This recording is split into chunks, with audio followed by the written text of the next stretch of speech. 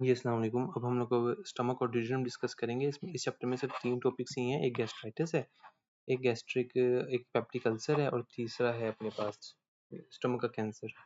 इसमें सबसे पहले आप देखो स्टमक जो है वो आपको आइडिया है कि मोस्ट डायलेटेड पार्ट है जीआईटी का और जे शेप्ड होता है। उसके अलावा इसके कुछ पार्ट्स हैं cardia, fundus, body, pyloric antrum. इसकी ब्लड सप्लाई ज़रा ज़रा ध्यान से देखनी पड़ेगी। हमें पता है ये सीलिएक ट्रंक होता है और वहाँ से 3 आर्टरीज निकल रही होती हैं। एक लेफ्ट गैस्ट्रिक, दूसरा सप्लेनिक और तीसरा कॉमन हेपेटिक। तो यही सीलिएक ट्रंक ही है जो पूरे स्टमक को सप्लाई करती है। वो कैसे सप्लाई करती है तो आपको आइडिया होना चाहिए। पहले तो कौन-कौन सी आर्टरी सप्लाई करती है स्टमक को। एक आती है left gastric, right gastric, left gastroepiploic, right gastroepiploic और तीसरा शॉर्ट और लास्टली शॉर्ट गैस्ट्रिक आर्टरीज। तो ये कुछ आर्टरीज हैं जो सप्लाई करते हैं। अभी कहाँ से आ रही हैं? जो लेफ्ट गैस्ट्रिक आर्टरी होती है ये डायरेक्ट ब्रांच होती है सीलिएक की। जो राइट गैस्ट्रिक आर्टरी होती है ये अपने पास जो हमारा कॉमन हेपेटिक आर्टरी है वहां से आ रही होती है। जबकि जो लेफ्ट गैस्ट्रोएपिप्लोइक है, लेफ्ट गैस्ट्रोएपिप्लोइक है वो सप्लीनिक आर्टरी की ब्रांच है। इसी तरह जो शॉर्ट गैस्ट्रिक आर्टरीज है वो भी सप्लीनिक आर्टरी की ब्रांचेस है। लास्टली हमारे पास राइट गैस्ट्रोएपिप्लोइक आर्टरी आ गया है। इस पे हम थोड़ा सा टाइम लगाते हैं। अब देखेंगे हमारे पास जो कॉमन हेपेटिक आर्टरी है वो एक तो उसने दी ना ये वाली राइट गैस्ट्रिक। इसी तरह वो एक ब्रांच देती है गैस्ट्रोड्यूडेनल आर्टरी। नाम से जाहिर है कोई ऐसी ब्रांच है जो कि मैदे को भी सप्लाई करेगी और ड्यूडेनम को भी सप्लाई करेगी।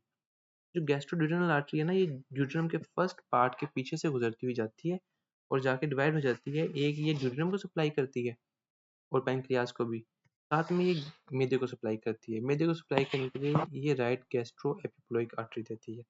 यहाँ तक तो ईजी है।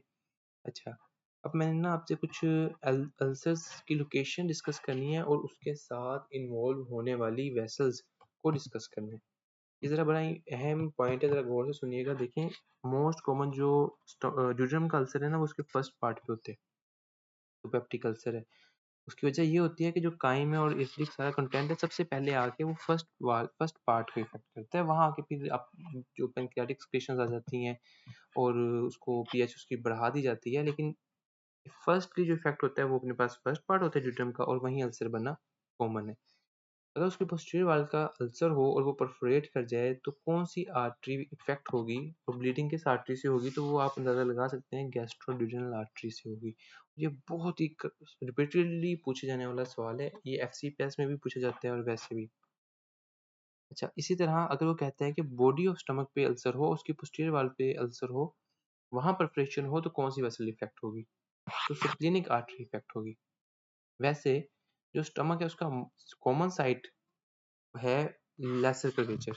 लेसर कर्वेचर पे खास तौर पे एंट्रम के एरिया पे अल्सर बनना ज़्यादा कॉमन है। तो उसकी वजह ये है कि कोई भी चीज़ आप अल्कोहल या कोई भी फ्लूइड्स वगैरह आप इनटेक करते हो तो वो इधर से लेसर कर्वेचर से होते हुए चले जाते हैं ड्यूडेनम के अंदर। कभी भी वो बॉडी के अंदर यहाँ के टच भी नहीं करते। तो इस वजह से आप इस बात से अंदाज़ा लगा सकते हो कि कोई भी हॉट बेवरेजेस या कोई भी ऐसी चीज़ें वो इफेक्ट करेगी लेसर कर्वेचर को। तो उसकी वजह से ये होता है कि लेसर कर्वेचर पे अल्सर कॉमन है। और अगर वो पूछे कि लेसर कर्वेचर पे अल्सर परफोरेट कर जाए तो कौन सी वेसल इफेक्ट होगी, तो वो लेफ्ट गैस्ट्रिक आर्टरी इफेक्ट होगी। कुछ बेसिक एनाटॉमी डिस्कस करने के बाद अगर वीनस ड्रेनेज यहाँ मेरे ख्याल है लिखी नहीं हुई। हम्म, हाँ जी, इसने बस ये आर्टरीज का बताया लेफ्ट गैस्ट्रिक राइट इनका सारा हमने डिस्कस कर लिया। वीनस की बात की तो उसने कहा पोर्टल सिस्टम में वो ड्रेन करती हैं, तो इतना इनफ है हमारे लिए। बाकी हम लोग देखें तो आपको पता है इसोफिजेक्टमी में आपको पढ़ा के आए हैं, उसमें हमने देखा कि किस तरह हम लोग इसोफिगस को निकाल देते हैं और जो हमारे पास स्टमक है उसको तोड़ मरोड़ के उसको इसोफिगस की तरह का एक कंडक्ट सी एक नाली से बना देते हैं। तो हमने इसमें देखना है कि कौन कौन सी नाली किन किन वेसल्स को हम बचाते हैं। तो इसमें ना 2 वेसल्स ऐसी होती हैं जिनको हमने काट देना होता है, 3 बल्कि। आप लेफ्ट गैस्ट्रिक भी काट देते हो, शॉर्ट गैस्ट्रिक आर्टरीज को भी काट देते हो और जो लेफ्ट गैस्ट्रो एपिप्लोइक आर्टरी है उसको भी काट दिया जाता है। तो हमारे पास पीछे बचती है हमारी एक राइट गैस्ट्रोएपिप्लोइक आर्टरी और दूसरा आ गया राइट गैस्ट्रिक आर्टरी। ये सप्लाई करती है। वैसे अगर आप अंदाजा लगाओ तो देखो कितनी लंबी है जो राइट गैस्ट्रोएपिप्लोइक आर्टरी है। तो इसके बचाने का फ़ायदा भी तो है ना। अब आपने स्टमक को ऊपर तक लेके जाना है, तो कोई ऐसी वेसल चाहिए थी हमें जो लंबी भी हो। तो उसमें हमारे पास राइट गैस्ट्रोएपिप्लोइक आर्टरी बड़ी वाज़ेह आप देख सकते हैं कि कहाँ से शुरू होती है और फिर किस तरह सप्लाई करती जाती है। तो इसलिए इसको बचाना बड़ा ज़रूरी है। और राइट गैस्ट्रिक भी इसी तरह कुछ थोड़ा-सा ये भी हमें अलाउ करती है एक्सटेंशन को थोड़ा-सा, हम इसको खींच के ऊपर लेके जा सकते हैं। तो जबकि जो ऊपर वाली है, अगर इनको नहीं काटेंगे तो फिर ये ऊपर कैसे लेके जाएँगे स्टमक को? आप खुद सोच सकते हैं, जो ऊपर से अटैच कर रही हैं स्टमक को, इनको अगर नहीं काटेंगे तो कैसे मूव कर पाएँगे? तो इसलिए बस इनको हम निकाल देते हैं, बड़ा सिंपल सा तरीका है इसको याद रखने का कि ऊपर वाली काट देनी है, नीचे वाली बिछा लेनी है। आगे चलें तो हमारे पास यही लिखा हुआ है इधर सारा, फिर नर्व सप्लाई आ जाती है। अगर आपको याद हो, एम्ब्रियोलॉजी में हमने पढ़ा था कि जो एक्चुअली में ना लेसर कर्वेचर एंटीरियर साइड होती है और ग्रेटर कर्वेचर पोस्टीरियर साइड होती है। कि लेट्स सपोज, अब मैं इसको ड्रा तो नहीं कर पाऊंगा, अगर हम लोग इसको साइड व्यू लेके चले ना, एक बंदे का साइड व्यू से देखें, तो ये एक फोरगट होती है या मिडगट होती है, तो उसमें ये एंटीरियर साइड होती है, पोस्टीरियर साइड होती है, सही है। और बाद में ये रोटेशन होती है यहाँ, एंटीरियर साइड जो है वो घूम के, अभी इसको बोल के यहाँ इसको समझना मुश्किल है, तो बस ये एंटीरियर साइड होती है और ये पोस्टीरियर साइड होती है, और बाद में ये घूम के इस तरह आ जाती है कि ये राइट साइड पे जाता है और ये लेफ्ट साइड पे चला जाता है, ठीक है। इसी वजह से जो नॉर्मली पहले इसके साथ वेगस हमारे पास वेसल्स ट्रंक्स गुजरी होती हैं, तो पहले राइट साइड के साथ चल रही होती है लेफ्ट वेगस, और जो उससे वाली साइड है लेफ्ट साइड, जो कि हम ड्रा नहीं कर पाएंगे, तो वो लेफ्ट वाली साइड पे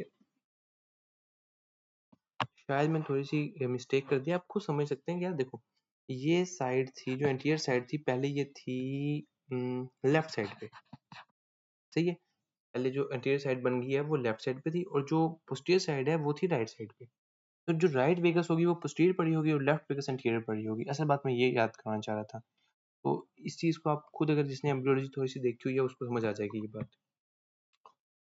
अच्छा, तो कहते हैं कि हमारे पास जो नर्व सप्लाई है उसमें 2 तरह की है, इंट्रिंसिक है, एक्सट्रिंसिक है। इंट्रिंसिक आपको पता है माइंटरिक मीजनर प्लेक्सिस होता है, और एक्सट्रिंसिक में सिम्पैथेटिक पैरासिम्पैथेटिक है। जो पैरासिम्पैथेटिक हमारे ज़्यादा काम की है फिलहाल, पैरासिम्पैथेटिक में वेगस नर्व्स होती हैं लेफ्ट और राइट, और वही करती हैं स्टिमुलेशन, एसिड प्रोडक्शन भी स्टिमुलेशन वही करती हैं। दूसरा वो पैरेंटल सेल्स को स्टिमुलेट करती हैं और रिलैक्सेशन कराते हैं स्टमक की, वो सारी चीज़ें हम लोग आगे डिस्कस करेंगे। तो जो पैरासिम्पैथेटिक है वो लेफ्ट और राइट वेगस पे डिपेंड करती है। यहाँ चलते हैं, यहाँ से देखें, जो अब लेफ्ट वेगस है ना, वो क्या करती है, लेफ्ट वेगस है आगे एंटीरियर सरफेस पे, सही है। ये देगी हमें हिपैटिक ब्रांच, लीवर आगे पड़ा है ना, लीवर स्टमक के साइड पे पड़ा है, आगे पड़ा है। जबकि जो राइट वेगस है ना, जो पीछे पड़ी है, पोस्टीरियर सरफेस पे पड़ी है, वो देती है सीलिएक ट्रंक को। पहले आपने ये याद रखना है कि राइट वाली पीछे पड़ी है, तो इसलिए सीलिएक ट्रंक भी, एओर्टा भी पीछे पड़ा है, तो ये उसे सप्लाई करेगी। लेफ्ट वेगस जो है ये आगे पड़ी है एंटीरियर सरफेस पे, तो लिवर भी आगे आगे ही पड़ा होता है, तो उसको हिपैटिक ब्रांच दे देगी ये लोअर एसोफेगस जंक्शन पे ना, ये दोनों ब्रांचेस दे देंगे अपनी। अच्छा, हमारे तो राइट वेगस की स्टोरी तो बस यहीं तक थी कि उसने इस जंग इधर आके वो एक सीलिएक ट्रंक दे देती है, इसकी स्टोरी खत्म। अब जो मेजर हमारी स्टोरी चलेगी वो लेफ्ट गैस्ट्रिक की चलेगी। लेफ्ट गैस्ट्रिक एक पहले दे देता है हिपैटिक ब्रांच, और ये फिर इस तरह सप्लाई करते जाता है फंडस वगैरह को। आगे जाके देता है ये नर्व ऑफ लेटरल जेट। जो नर्व ऑफ लेटरल जेट है ना, ये सप्लाई करती है किस एरिया को, बॉडी ऑफ द स्टमक को, बॉडी ऑफ स्टमक को सप्लाई करेगी, और वहां से एसिड प्रोडक्शन को भी का विकास बनेगी, और स्टमक की रिलैक्सेशन भी करवाती है। मतलब रिसेप्टिव रिलैक्सेशन एक होती है टर्म, जब आप खाना खाते हो आपको पता है, तो मैदा थोड़ा सा रिलैक्स करता है ताकि वो फूड को अंदर स्टोर कर सके, तो वो भी इसी के कंट्रोल में होता है। अच्छा, जो नर्व ऑफ लेटरल जेट है, ये एट द एंड आके एक एरिया पे ना, एंट्रम पे आके एक, आप कह लो कि कन्फिग्रेशन सी बनाती है, उसे कहते हैं क्रॉस फुट, ठीक है। लास्ट आप देखो यहाँ के ना, इस एरिया पे यहाँ के क्रॉस फुट बनाती है, जो कि एंट्रम को सप्लाई करता है, और उसकी जो स्फिंक्टर है उसको भी सप्लाई करता है, पाइलोरिक स्फिंक्टर जहाँ होता है ना, उनको सप्लाई करता है। तो ये चीज़ें आपने बेसिक से देख ली। ये अब हमारे लिए क्यों याद रखना ज़रूरी है, जब हम लोग आगे पढ़ेंगे कि एसिड को भी स्टिमुलेट वेगस नर्व करवाती है, हमें पता है ना। एसिड प्रोडक्शन स्टमक से वेगस नर्व करवाती है, तो उसको समटाइम्स हम लोग एसिड प्रोडक्शन कम कराना चाह रहे होते हैं, लेट्स सपोज एक बंदा है, उसको पेप्टिक अल्सर चल रहा है जो कि हील ही नहीं हो रहा मेडिसिन से, तो ऐसे केस में हम लोग एसिड प्रोडक्शन कम करवाना चाहते हैं, उसमें हम लोग वेगस को काटते हैं। अब हम लोगों ने कहाँ से काटना है, ऊपर से काटेंगे, यहाँ से काटेंगे या यहाँ से काटेंगे, तो वो चीज़ हम आगे डिस्कस करेंगे, लेकिन इस नर्व्स को याद रखना इसलिए ज़रूरी है। मैं अब आपको गैस्ट्राइटिस पढ़ाऊंगा। यार गैस्ट्राइटिस क्या होता है? Inflammation of gastric mucosa. Simple सी बात है। प्रेजेंटेशन पहले डिस्कस कर लेते हैं, पेशेंट आएगा कैसे हमारे पास। यार पेशेंट की ना सबसे जो कॉमन प्रेजेंटेशन होगी वो होगी बर्निंग एपिगैस्ट्रिक पेन। उसको ना मैदे में पेन होता होगा, या मतलब अब कहो अपर एब्डोमेन में। उसकी वजह ये होती है कि गैस्ट्राइटिस है, इन्फ्लेमेशन चल रही है। तो जब भी अब ऊपर से एसिड प्रोडक्शन हो रही है स्टमक के अंदर, तो उसकी वजह से इरिटेशन होगी म्यूकोसा की, और बंदे को पेन होगी। सेकंड प्रेजेंटेशन ये हो सकती है कि उसको नोजिया वोमिटिंग होगा। नोजिया वोमिटिंग क्यों होगा? क्योंकि अब देखो, जो इरिटेशन होती है ना मैदे की, जब भी एक नॉर्मल फिनोमिनन है, जब मैदे की इरिटेशन होती है ना उसकी म्यूकोसा की, तो हमें उल्टी आ जाती है। आपने कुछ खराब चीज खा ली, उसने जाके मैदे को इरिटेट किया, तो फौरन उल्टी आ जाएगी। ये एक प्रोटेक्टिव मैकेनिज्म है कि खराब चीजें बंदा निकाल दे। लेकिन अब इसमें तो कंटिन्यूसली इरिटेशन चल रही है म्यूकोसा की, तो बॉडी परसीव करती है कि मे बी कोई खराब कंटेंट अंदर पड़ा है, और उसमें नोजिया वोमिटिंग उस बंदे को रहेगा। तीसरी प्रेजेंटेशन हो सकती है कि लाइक मतलब ब्लोटिंग, अर्ली स्टैटी वगैरह। भूख नहीं लगेगी उसे। भूख इसलिए नहीं लगेगी कि लाइक बंदा वैसे ही अवॉइड करेगा खाना। उसको जब उल्टी की कैफियत रहेगी ज़्यादा और इस तरह ना, तो वैसे ही अवॉइड करेगा। उसके अलावा उसको जब खाना हजम नहीं होगा तो उसको डकार ज़्यादा आएंगे। इन शॉर्ट जो मैदे के काम थे ना वो सारे डिस्टर्ब से हो जाएंगे। इसी तरह वो ज़्यादा खाना नहीं खा पाएगा, थोड़ा खाना खाएगा पेट भर जाएगा। उसकी वजह वो म्यूकोसा इन्फ्लेम्ड है, और स्टमक भी थोड़ा सा कंस्ट्रिक्टेड सा ही है, तो वो इतनी उसको नहीं, वो फूड को नहीं मतलब खा पाएगा। तो इन शॉर्ट ना बंदा अच्छे से खा पाएगा, उसको उल्टियाँ आ रही होंगी खाता है जितना खाता है, थोड़ा भी खाता है तो मैदे में दर्द शुरू हो जाता होगा। तो ये कुछ फीचर्स होंगे गैस्ट्राइटिस के। इसकी टाइप्स हैं। पहली है type A gastritis. Type A gastritis होता है ऑटो इम्यून कंडीशन। इसके बारे में हम पढ़ के आए होंगे कि उसमें ऑटो इम्यून एंटीबॉडीज बनती हैं, और वो जाके पैरेटल सेल्स को तबाह कर देती हैं। पैरेटल सेल्स को तबाह करती हैं तो ना ही एचसीएल बनेगा और ना ही इंट्रिंसिक फैक्टर रिलीज होगा। एचसीएल नहीं बनेगा तो बंदे को एक्लोरहाइड्रा हो जाएगा, मतलब नो एसिड प्रोडक्शन। और इंट्रिंसिक फैक्टर नहीं बनेगा तो विटामिन बी 12 की डेफिशिएंसी हो जाएगी, जिसकी वजह से मगैलोब्लास्टिक एनीमिया होगा। इसको पर्नीशियस एनीमिया भी कहते हैं, जो कि ऑटो इम्यून डिजीज की वजह से हो ना, इसको पर्नीशियस एनीमिया भी कहते हैं। भाई गैस अगर ज्यादा देर तक गैस्ट्राइटिस चलेगा तो आपको पता है मैदे की एट्रोफी म्यूकोसा की वेयर एंड टेयर की वजह से एट्रोफी हो जाएगी लेट स्टेज में। टाइप बी गैस्ट्राइटिस जो है ये एच पाइलोरी काज कराते हैं। एच पाइलोरी का इन्फेक्शन होगा और वो इन्फ्लेमेशन काज कराएगा, जिसकी वजह से गैस्ट्राइटिस रहेगा। रिफ्लक्स गैस्ट्राइटिस क्या होता है कि हम लोग आगे जाके ना कुछ सर्जरीज पढ़ेंगे स्टमक की। कि बाद सर्जरीज में हम लोग ना पाइलोरिक स्फिंक्टर को निकाल देंगे और स्टमक को किसी और चीज के साथ जोड़ देंगे, जिस तरह के जेजुनम।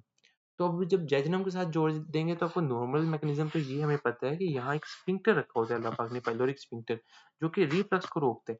लेकिन जब आप अपनी कुछ कारकर्दगी करके दिखाओगे और स्टमक को किसी और के साथ जोड़ दोगे, तो वो स्फिंक्टर तो नहीं आप बना सकते। एज ए रिजल्ट रिफ्लक्स होता रहेगा उस चीज का। जिस तरह के जेजुनम के जो कंटेंट होंगे उनका मैदे में रिफ्लक्स होता रहेगा। एज अ रिजल्ट उधर इरिटेशन होगी, गैस्ट्राइटिस होगा, उसे कहेंगे रिफ्लक्स गैस्ट्राइटिस।